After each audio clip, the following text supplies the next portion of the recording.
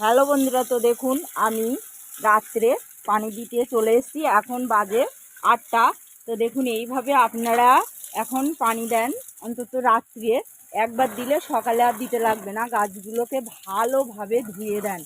দেখুন সকালে দেখবেন গাছগুলো খুব সুন্দর আছে, আর পাতার রসও থাকবে, আর গাছগুলো খুব সুন্দর ভালো থাকবে। তো আমিও দেখছি।